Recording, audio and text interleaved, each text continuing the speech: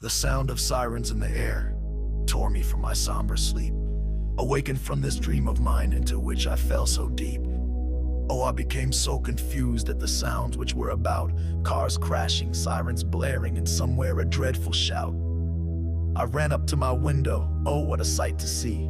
Wrecks, fires, and confusion, how could something like this be? I turned on the television for the news that I did fear. The nuclear war we heard about, it seemed was finally here. But instead of telling us to go somewhere that's safe to hide, the newsman stated flatly that the panic was worldwide. He told of many planes that fell straight down from the sky, fires, explosions, and other things, and no one could tell why. And even as he talked to us, a message was cut through. With all the terrible things, here was something new. The reports that started coming in were worse than they had feared. Nations all throughout the world said that people had disappeared. Where there were two, there was one. Where there were many, now were few. Authorities searched all throughout, no one else knew what to do. The TV picture changed again, the White House then came on. The president had disappeared, other leaders too were gone. I started searching through my house for fear, it gripped my heart. I thought of nearest loved ones from whom I would not choose to part. I could not find them anywhere, they were nowhere to be found. I went outside and looked about, but they were not around. As pain tore down to my soul and tears formed in my eyes, I slowly started looking up the dark and cloudy skies. I remembered all the sermons and teachings I had heard of how the saved would be removed to ever be with the Lord. I didn't believe what they had said, I didn't want to learn. I thought that they were being foolish when they spoke of his return. And then I cried with all my heart,